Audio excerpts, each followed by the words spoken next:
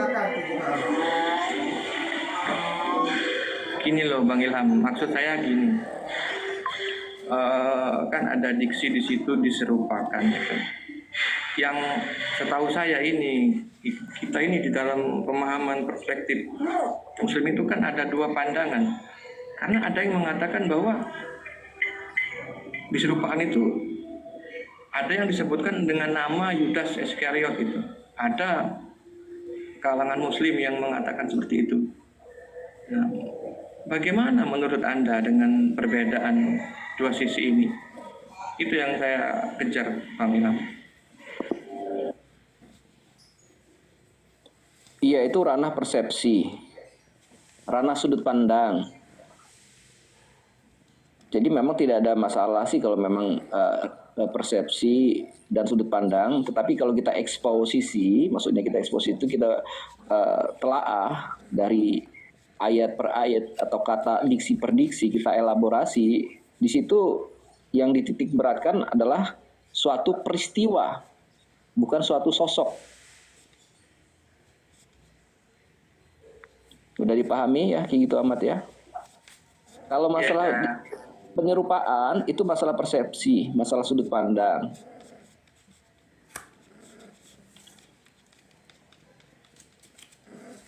Oke.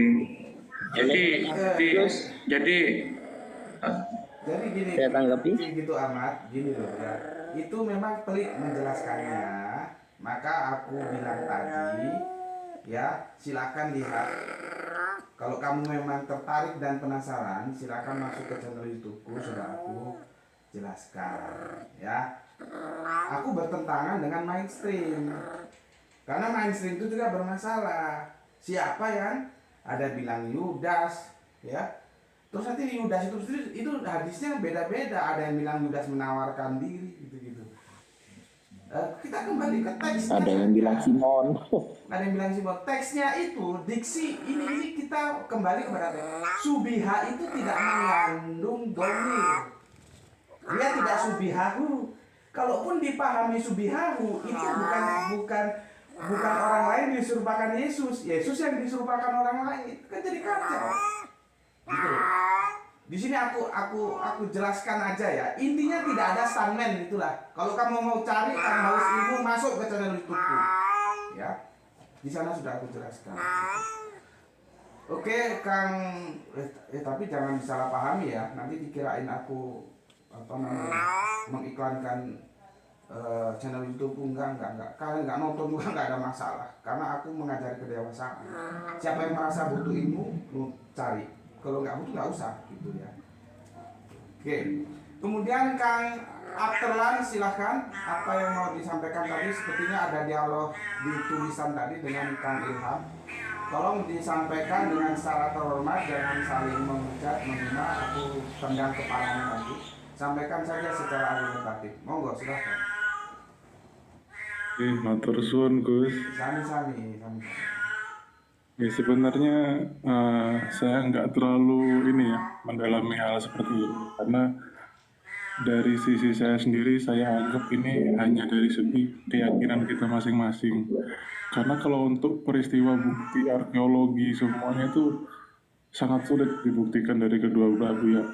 Cuma anehnya tadi kok pemerintah kita aja setuju gitu loh kalau Isa sama Yesus itu beda, makanya sampai diganti.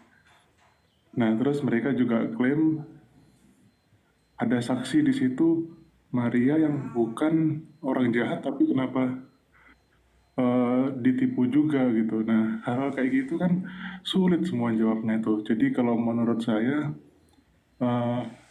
ya udah ini dari segi keyakinan dan pembuktiannya cuma bisa dilihat dari sisi keilmiahan Al-Quran dan Bible, mana yang lebih masuk akal itu yang benar. Mungkin itu aja Gus dari saya sambil nyimak. Makasih ya Gus. Oke, giliran saya Gus ya. matur nuwun Kang Afterlans. Mungkin Bang Tukang Daging bisa menjelaskan ya pertanyaan dari Kang Afterlans tadi. Terima kasih Kang, matur nuwun setelah meluangkan waktu untuk naik. Nanti kalau Kang Ilham mau menambahi ya monggo silakan. Tapi kita kasih waktu dulu Bang Tukang Daging. Monggo Bang, silakan Bang. Kami silakan waktu dan tempatnya. Ya, makasih. Pertama ya, formalitas itu nggak bisa jadi tolak ukur benar salah ya, karena sebenarnya formalitas, hukum, undang-undang, kurikulum, atau aturan itu hanya menunjukkan pemahaman-pemahaman yang ada di tengah-tengah masyarakat dan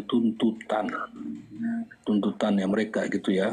Atau ada yang lebih kuat tuntutannya dari masyarakat ya, misalnya ya pemerintah ya, atau pihak-pihak yang punya hegemoni secara global. Nah, jadi itu tentang hukum ya. Nah, kalau kita gimana bisa menilai benar salahnya, yang menggunakan kaidah-kaidah yang ini ya reliable ya, diakui secara umum ya, secara universal ya, secara akademis, secara ilmiah begitu. Ada kaidah-kaidah, prinsip-prinsip keilmuan di sana yang bisa menjadi alat analisa kita gitu ya, untuk dapat mengidentifikasi ini benar salah atau bukan. Nah, benar salah itu sendiri maksudnya adalah ini ya, kesesuaian antara ucapan kita dengan kenyataan. Nah, itu disebut dengan benar.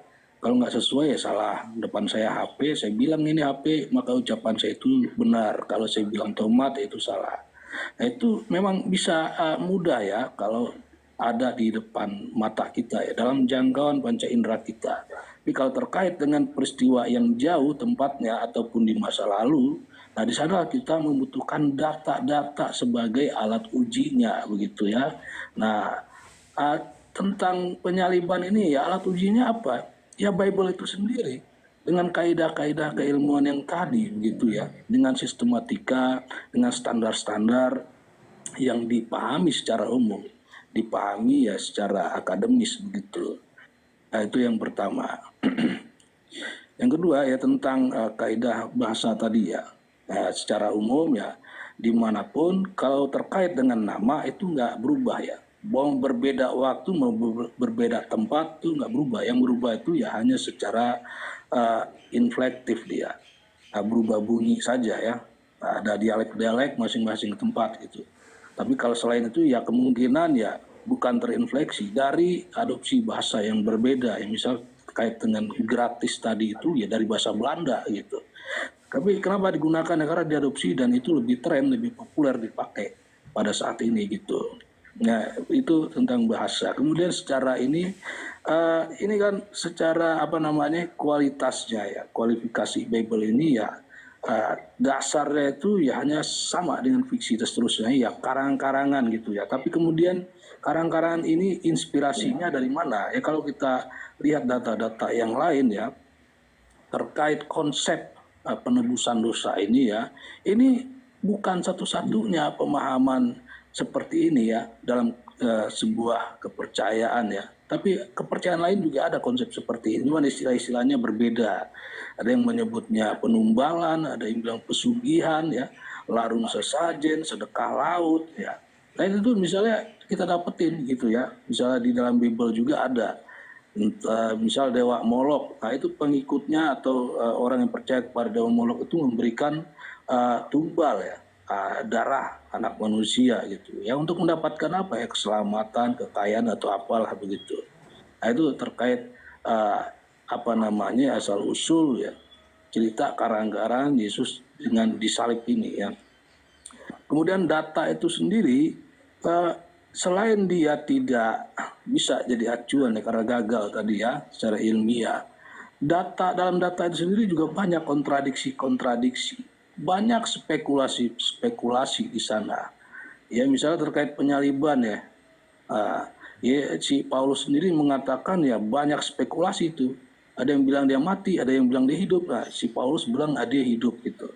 Atau ada yang kabur murid-muridnya waktu penangkapan Yesus. Lalu siapa saksi matanya? Jadi indikasi-indikasi yang begitu ya, penyaliban itu ya masih bisa banyak spekulasinya atau ada kontradiksi-kontradiksinya, dan kalimat dalam Bible itu sendiri ya tidak eksplisit ya, masih bisa ditafsirkan macam-macam. Nah ini kemudian terkait data ini, lalu parameter apa yang digunakan oleh Kristen ini ya dalam berdalil, dalam menafsirkan Bible itu sendiri. Kaidah yang mereka pakai itu berbeda dengan Islam secara mendasar. Kalau Islam itu hanya semata-mata dengan dalil. Kalau tidak ada dalil ya itulah kacau, namanya ahlul bid'ah itu ya dalam Islam. Tapi kalau Kristen ini bukan dalil dasar, walaupun mereka punya data, cuman tipologi seperti itu tadi ya yang menjadi acuan parameter digunakan Kristen sebenarnya adalah apa yang disebut dengan dogma gitu. Dogma itu terkait dengan parameter yang digunakan, yaitu siapa yang menjadi acuannya, memutuskan benar salah, baik buruk ini ayat Tuhan atau bukan, yaitu bapak-bapak gereja. Jadi sekelompok orang yang punya otoritas, punya wewenang menentukannya ini nggak bisa sebenarnya karena sifatnya subjektif ya. Kalau kebenaran baik buruk ayat Tuhan ditentukan oleh sekelompok orang, seseorang, ini ya yang namanya orang itu yang tidak berdasar jelas ya, yang tidak dapat kita verifikasi itu dia punya kemungkinan salah dan lupa, termasuk juga punya kemungkinan memang tujuan jahat, berbohong untuk menipu dan seterusnya begitu. Jadi itu ada dua dasar keimanan Kristen. Yang pertama mengadopsi ajaran pagan, yang kedua standar parameter yang mereka gunakan adalah dogma, dan yang ketiga ya Kristen ini sama sekali nggak pakai akal sehat dalam beragama standarnya. Ini terkait dengan duit sama koin tadi.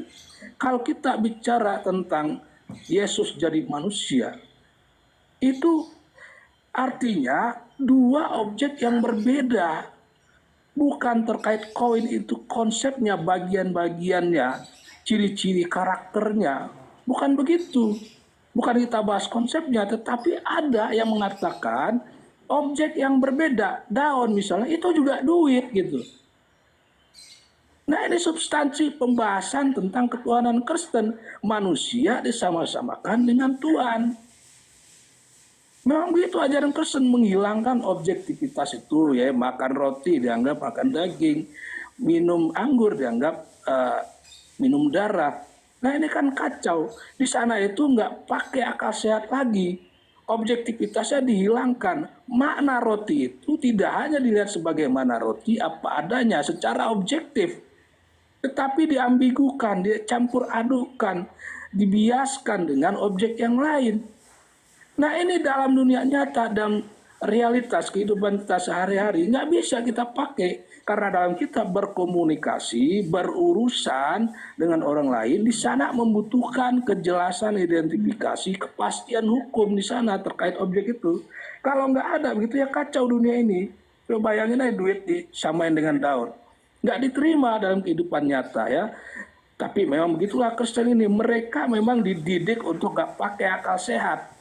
Dibiasakan mereka ya cara berpikirnya begitu, ambigu gitu ya. Nah dalam kehidupan nyata, cara-cara Kristen seperti ini hanya bisa kita sebut sebagai berbohong, menipu, mensugesti, menghipnotis atau sihir begitu.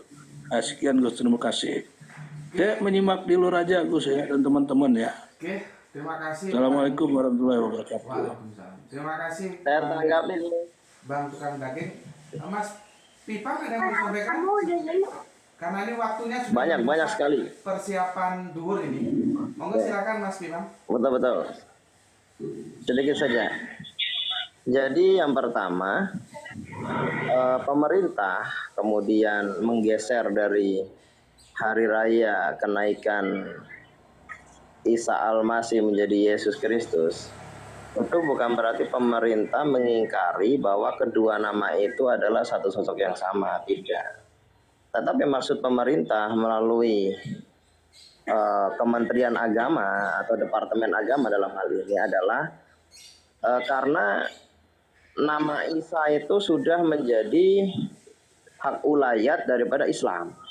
Jadi menyebut orang itu dengan sebutan Isa itu sudah menjadi hak patennya Islam. Kenapa? Karena hal itu tersebut dalam Al-Quran, hadis dan sebagainya, kitab-kitab Islam. Adapun Yesus itu sudah menjadi hak patennya Kristen dengan standarnya Bible berbahasa Latin dan Yunani. Maka karena hari raya Paskah ini adalah hari rayanya Kristen, maka digunakan istilah yang memang berwarna atau beraroma kekristenan, yaitu dengan menyebutnya Yesus, bukan lagi Isa Al-Masih, untuk menghindari kesalahpahaman antar umat beragama. Karena jangan sampai ada umat Islam awam dikiranya itu hari rayanya. Oh, Isa Al-Masih ini hari raya dirayakan. Nah, ini jangan sampai. Itu seperti itu sebenarnya. Yang pertama ya. Yang kedua, kata salib sendiri itu kan dari kata solban atau soliban dalam gramatika bahasa Arab, dalam sorof. Dari kata dasar solaba ya selubu, solban au soliban, ya. Solibun maslubun uslub la taslub, ya artinya menggantung. Jadi kata salib itu artinya hal-hal yang berkaitan dengan penggantungan. Jadi istilah bahasa Arab, salib itu adalah menyalib, ya menggantung, seperti itu, menggantungkan sesuatu pada tiang. Dan dalam bahasa Yunani mungkin disebutnya dengan kalau bahasa Inggris crucifer ya, menggantung seperti itu. Jadi salib itu yang menggantung, seperti itu. Yang kedua. Yang ketiga, makna syubbiha lahum, ya. Syubbiha itu adalah isim majhul, fi'il majhul.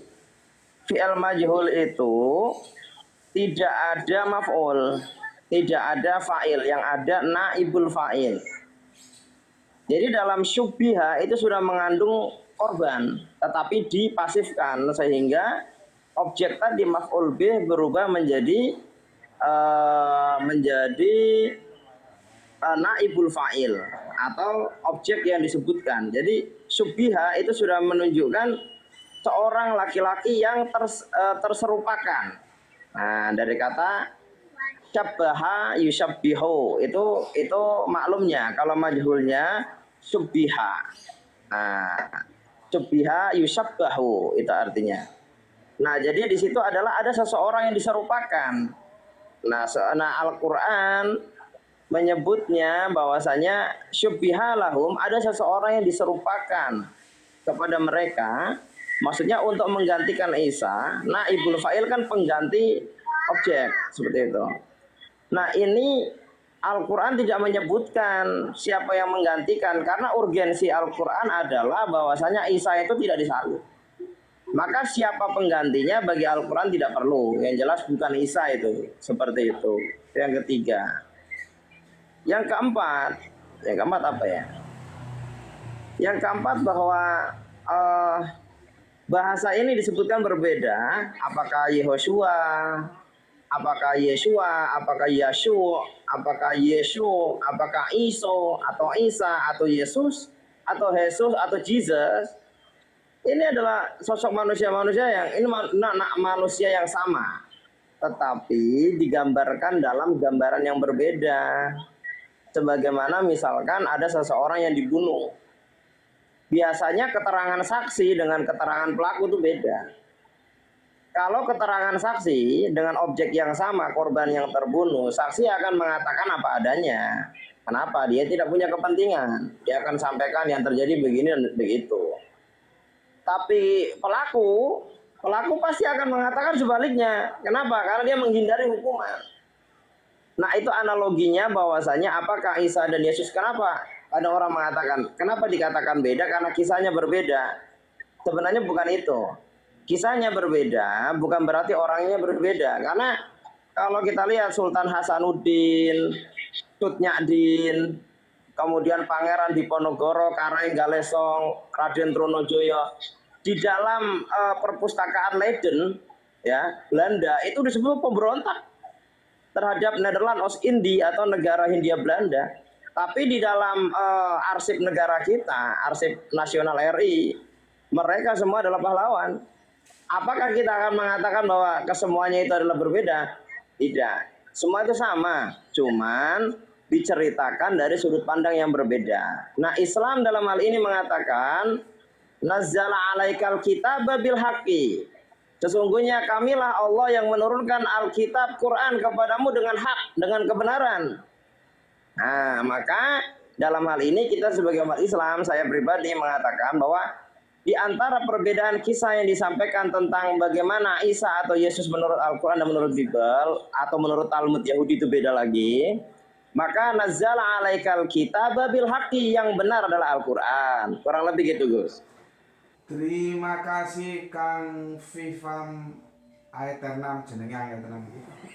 Atas pencerahannya, akan membuka daftar-daftar pustaka kita ya. Ada pengetahuan-pengetahuan yang bisa kita ambil ya. Tadi pendekatan-pendekatannya etimologinya cukup bagus gitu ya. Matur nuwun Kang Vivam sudah hadir di ruang Gus Betik bersama teman-teman. Sekarang Kang Ilham jangan lama-lama ya. Ini langsung ditutup karena nyuwun sewu di sini sudah persiapan masuk duhur. Kalau kurang puas nanti lain waktu kita cari waktu yang lain untuk diskusi lain. Monggo Kang Ilham. Oke, saya mungkin agak menyinggung dari etimologi aja ya, apa Isya dan siapa Yesus ya. Jadi pijakan etimologinya, kalau Isya itu adalah seorang laki-laki. Ini saya bukakan.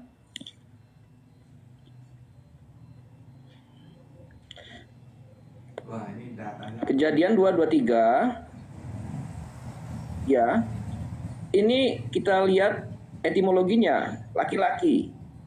Jadi Isa itu ada pijakan etimologinya, Isya dalam Ibrani ya, ini ya. Nah, kalau Yesus, sebentar.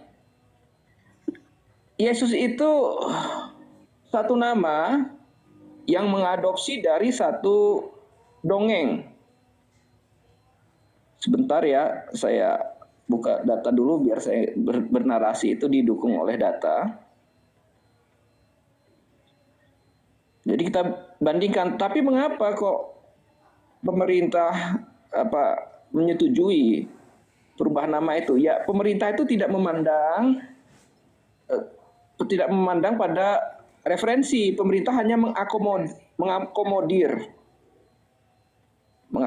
dari kepentingan rakyatnya. Dia tidak berpijak pada referensi. Nah,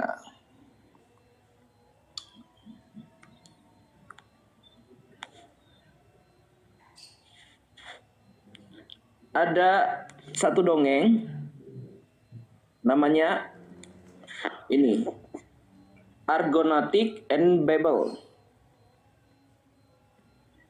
Jadi nama Yesus itu diadopsi dari bahasa Yunani, dari bahasa Ibrani, dan diadopsi menjadi Yesus dan Jason. Nah begitu. Jadi perjalanan nama, kalau Isa itu terminologinya sudah jelas tadi ya dalam bahasa Ibrani. Kalau Yesus itu adopsi yang nanti dinisbatkan kepada dua tokoh, yaitu Yesus dan Jason. Jason itu tokoh dongeng, tokoh mitologi. Nah, jadi lebih dekat kepada mitologi dan dongeng kalau Yesus. Kalau Isa itu tokoh yang nyata. Ya seperti itu, Gus. Oke, terima kasih karena waktu juga sudah membatasi. Di sini sudah waktunya masuk sholat zuhur. Mohon izin ya, puas tidak puas, itulah hasil diskusinya. Silahkan Anda semuanya yang di atas, yang di bawah menyimpulkan masing-masing aja dulu ya, karena waktu ini sudah sangat mendesak. Dan terima kasih untuk yang baru naik, nggak ada waktu untuk menyampaikan pemikirannya karena sudah mendesak. Lain kali jangan telat kalau mau naik ya. Oke, ada Kang Ilham, ada Kang Rio, ada Kang Gitu Ahmad, Kang Abterlun, dan ada yang lainnya tadi, Kang tukang daging dan semuanya. Ucapkan terima kasih, termasuk dari Nasrani dan dari Kristen Katolik tadi. Terima kasih ya semuanya. Semoga kita bisa ketemu lagi dalam suatu diskusi yang saling menghormati. Terakhir dari aku, bismillahirrahmanirrahim, alhamdulillahirabbil alamin, assalamualaikum warahmatullahi wabarakatuh. Waalaikumsalam warahmatullahi wabarakatuh. Matur suwun Gus Betik, Gus Ilham. Nggih, sami-sami Kang Mas.